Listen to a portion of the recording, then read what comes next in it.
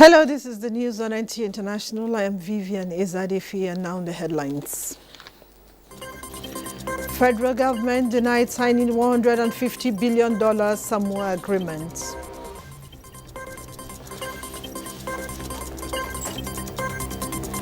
ECOWAS Parliament takes steps to address illegal migration among youth. Plus, 7 British Nigerians become members of Parliament in just concluded UK elections.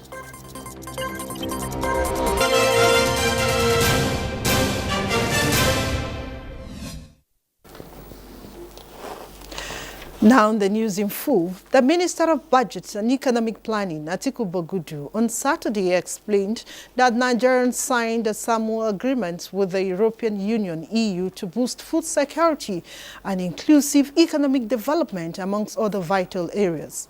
At the press conference on Saturday, Bagudu, alongside his counterpart in the Ministry of Information, Mohammed Idris, said Nigeria won't enter into an agreement that was antithetical to the Constitution as well as the religious and cultural sensibilities of the heterogeneous people of Nigeria. The Economic Planning Minister explained that about 200 areas of cooperation were contained in the agreement signed by the Nigerian, and that's aside from the agreement, an implementation agreement will be signed in each of the areas of cooperation. He said the areas of cooperation will lead to capital and technical support.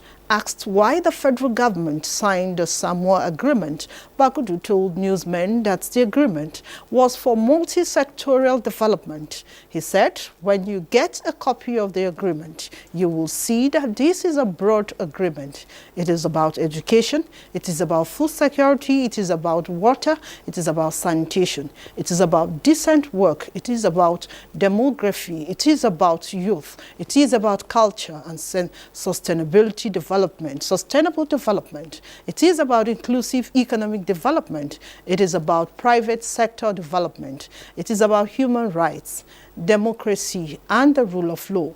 It is about good governance, public administration, personal data, peace, and security.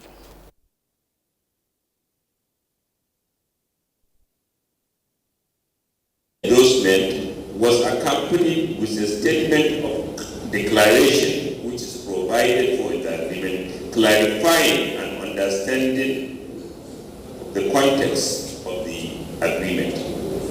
The Samoa Agreement, the Post-Cotonou Agreement, or the Partnership Agreement is a vital legal framework for cooperation between the OA, CPS, and the European Union. The government has decided to lodge a formal complaint to the Newspaper Proprietors Association of Nigeria's Ombudsman on this irresponsible reporting. In addition, the federal government will use every lawful means to seek redress in the court of law. The federal government once again wishes to reiterate its friendly policy towards ethical and free speech. Government will, however, not take fake news and disinformation lightly. Last November, the European Union, its 27 member states and 79 member states of the Organization of African, Caribbean, and Pacific States signed an agreement in Apia, the capital of Pacific island country of Samoa. Hence, it was referred to as the Samoa Agreement. With the new agreement, which succeeded the Cotonou Agreement, the parties are expected to be better equipped to address emerging needs and global challenges such as climate change, ocean governance, migration, health, peace, and security. Nigerians signed the agreement on June 28, 2024, but it became public knowledge this week after a disclosure by Bagudu at a meeting with EU representatives. With a headline agenda to rebuild the United Kingdom, the new Prime Minister of the UK, Mr. Starmer, alongside the new cabinet members, held the first meeting where the pace with which to trail the rebuilding agenda was agreed upon, agreeing to not let electorate down given the landslide victory accorded the Labour Party. Kolo Mohammed tells us more.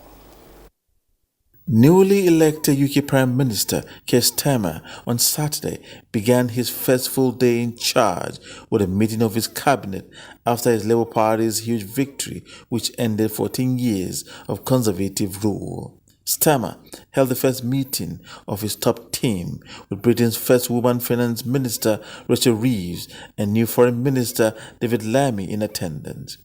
The Labour leader told his ministers it has been the honour and privilege of his life to be invited by King Charles III to form the government, reminding them of the enormity of the work they have to do.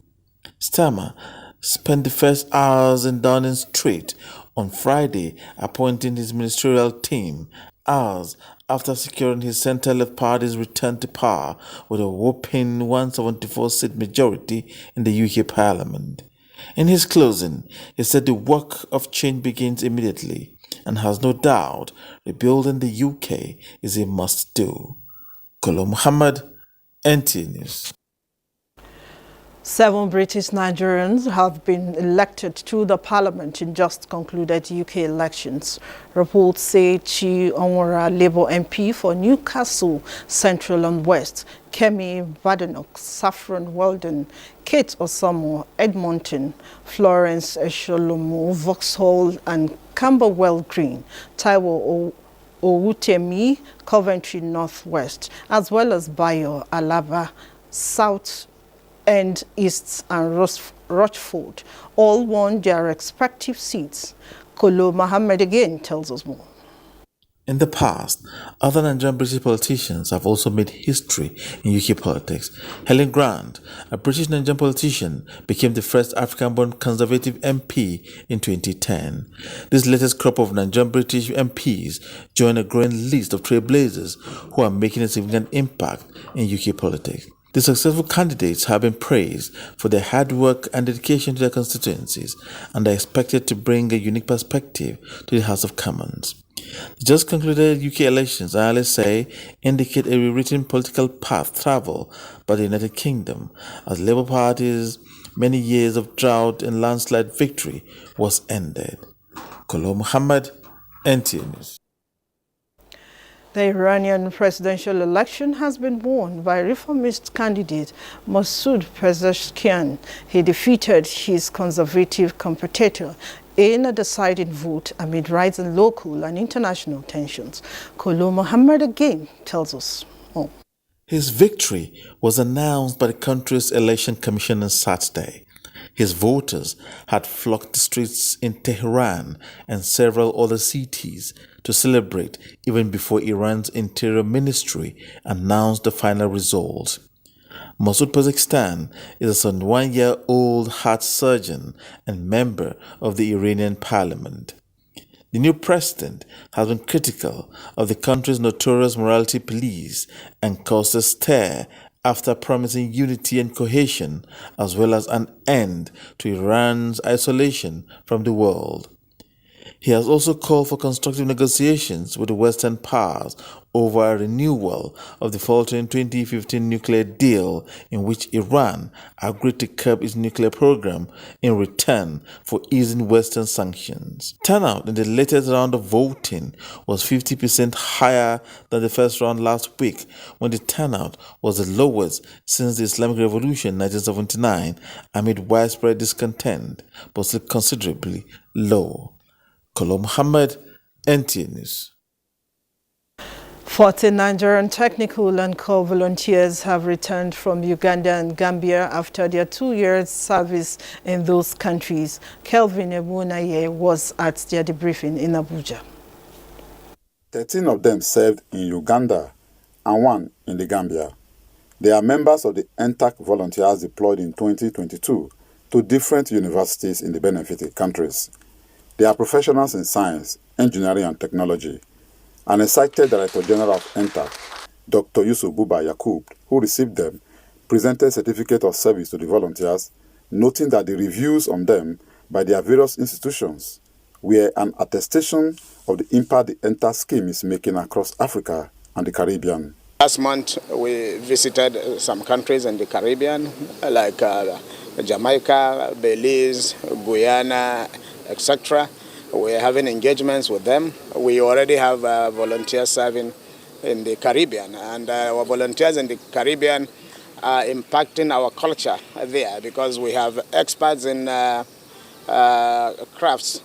We have experts that do adire, and our expert there is working with one of the big government companies where he produces a mass our adire in Jamaica.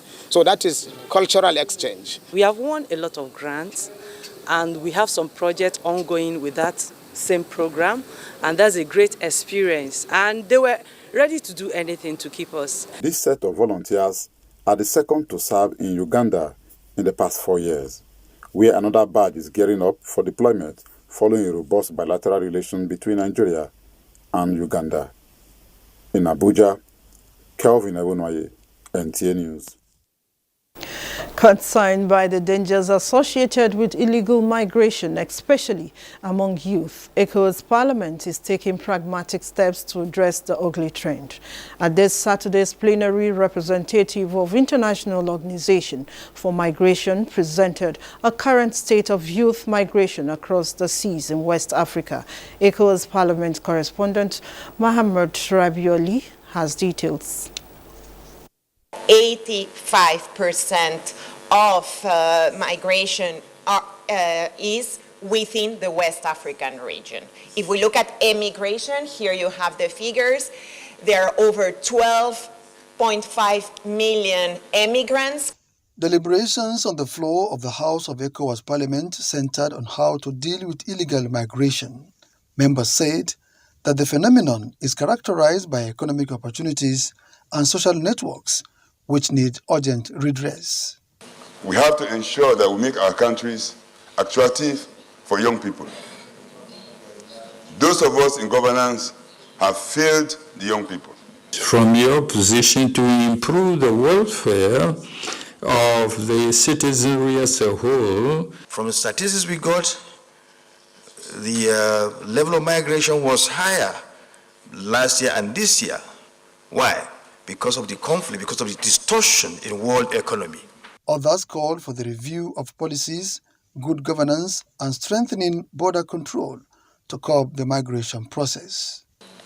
Before the fall of Gaddafi in Libya, how many Libyans were migrants outside of Libya? How many of them? Because that country provided leadership. Gaddafi provided for her people. They were there. They didn't go out. A lot of our young girls, young ladies, have migrated to Qatar, Dubai, Saudi Arabia, Oman, and so on and so forth, under the auspices to go and engage in domestic servant. What they go through is even worse than what we have identified in the European countries. The session marks a significant step towards strengthening regional cooperation and migration management to a positive force for development in West Africa. In Abuja, Mohamed Rabioli, NTA News.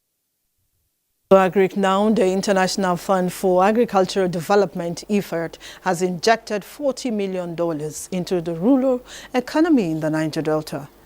This was achieved through the Livelihood Improvement Family Enterprises Project, jointly funded by the federal government. 26,000 youth, including women, were trained and empowered in various agricultural activities in the Niger Delta region.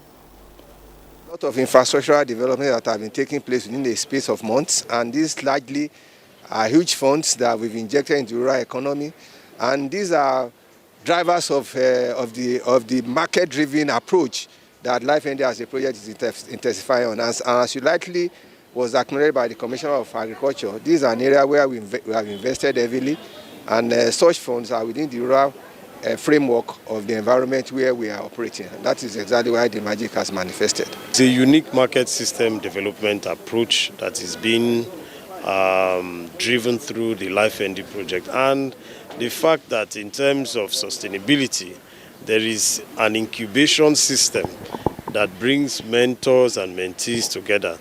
It then means that even we as a state, we will be adopting some of the methods that Life ND has introduced through this mentorship kind of program. IFAD Country Director Dede Ahufa Eko, during the 4th supervision mission of the project in Abuja, appeals to participating state governors to pay their counterpart funds for the project. Across all the value chain of the project, ranging from improve agricultural practice to the establishment of thriving micro and small businesses. The project is empowering communities and fostering a brighter future for the youth and women in the Niger Delta region.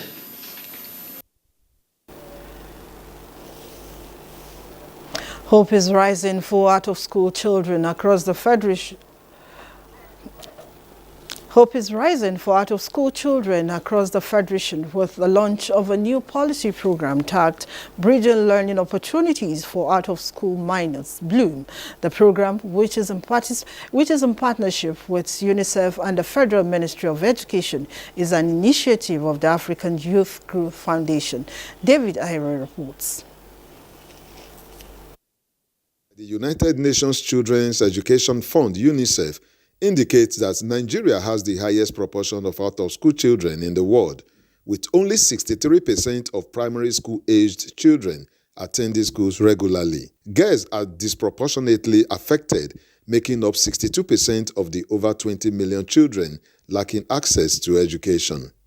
The increase in the number of out-of-school children is particularly acute in states like Bauchi, Niger, Katsina, Kano, Sokoto, Zamfara, Kebbi, and Gombe. The African Youth Growth Foundation is disturbed by this narrative, hence the introduction of Bloom Project to all relevant stakeholders in the education sector.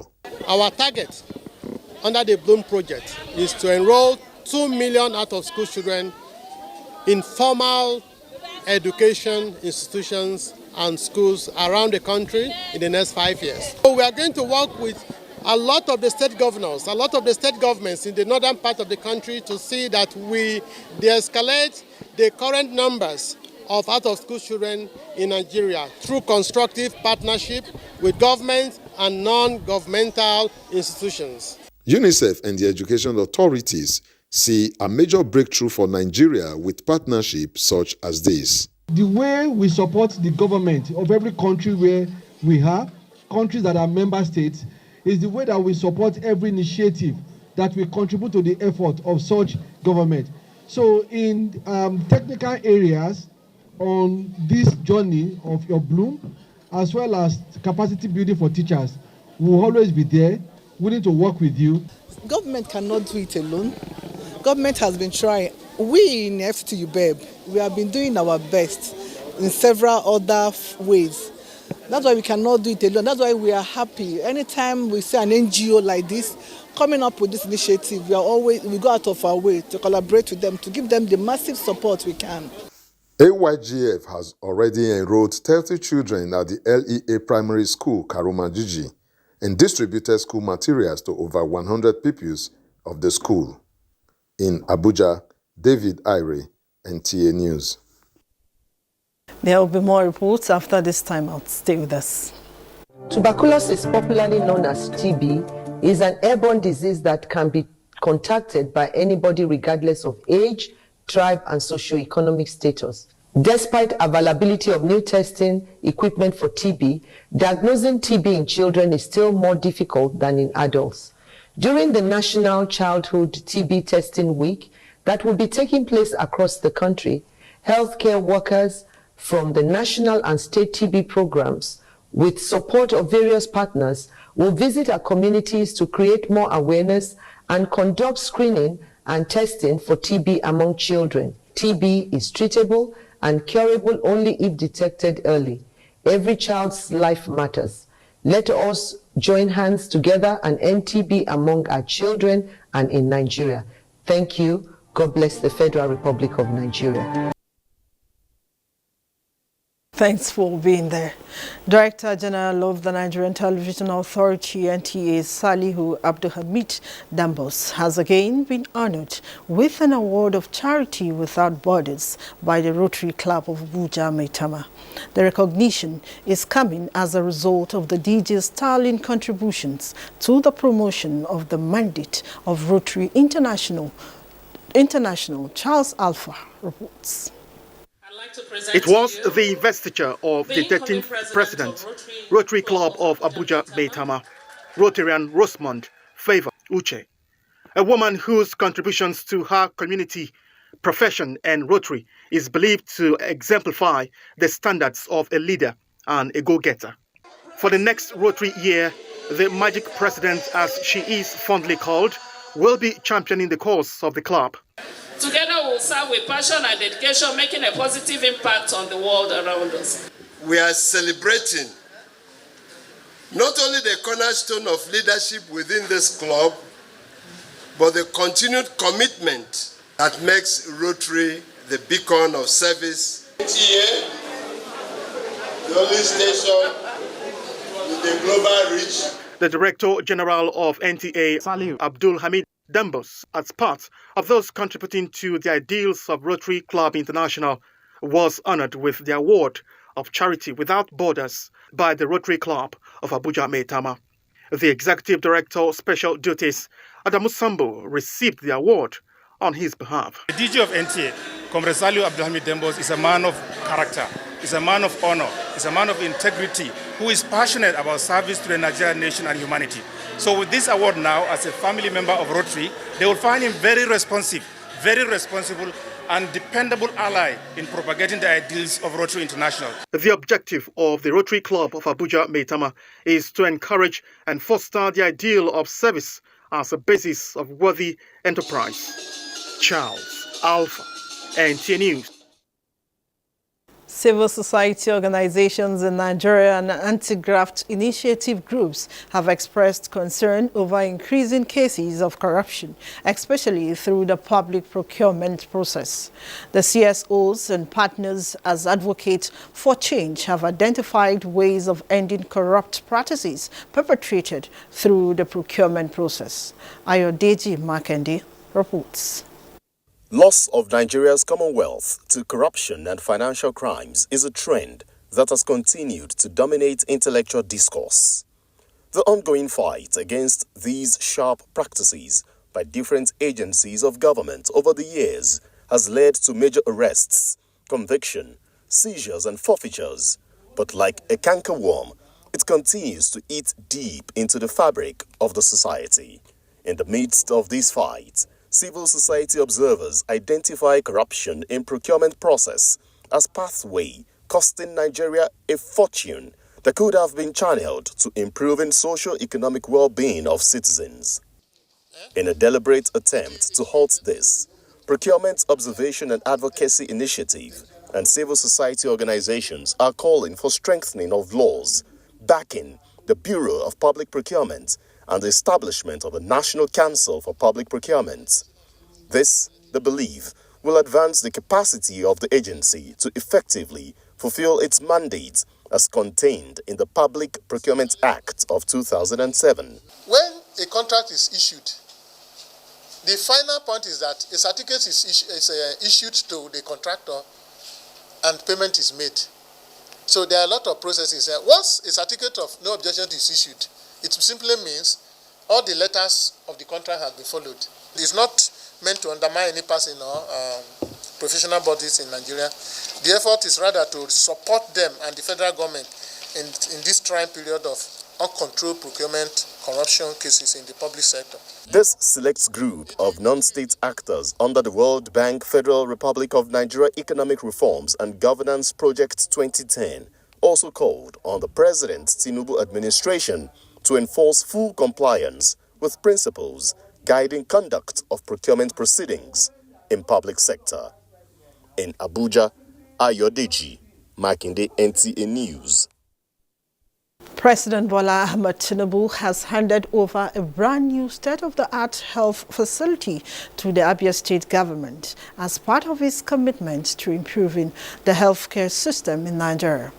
The multipurpose hospital, which was situated in the Ukwanabo local government area of the state, was designed to address the healthcare challenges confronting the people. Ifeanyi Okolie has more. The hospital was built in line with the Sustainable Development Goals, SDG 3, and with the state-of-the-art equipment. Represented by his senior special assistant on Sustainable Development Goals, President Ahmed Bola Tinubu pointed out that the health facility was initially designed as mother and child hospital, but was later upgraded to multipurpose hospital to accommodate all who are in need of quality and affordable health care. If it is limited to mother and child, mothers and their children, then it means that our fathers, our men will not have business coming to this hospital. So the Sustainable Development Goals that Nigerian government committed to is for all of us, is for our good. Abia State Governor Alex Oti, while inaugurating the healthcare facility, pointed out that it synchronizes with the cardinal objectives of his government to guarantee access to quality health care. He has told the numerous initiatives of President Ahmed Bola Tinubu, which he noted are targeted at reviving every sector of the economy, and assured that the state government will provide other things needed for the smooth running of the health facility. It is interesting to hear from Her Excellency that our maternal mortality rate has reduced from the 1,047 that it used to be in 2020. That means we are doing well. The Sustainable Development Goal, SDG 3, is targeted at reducing maternal and infant mortality rate to 70 per 100,000 by the year 2030. In Umuahia, Ifeanyi Okolie, NTA News. And now a quick look at weather prospect for Sunday in Nigeria and other parts of the globe.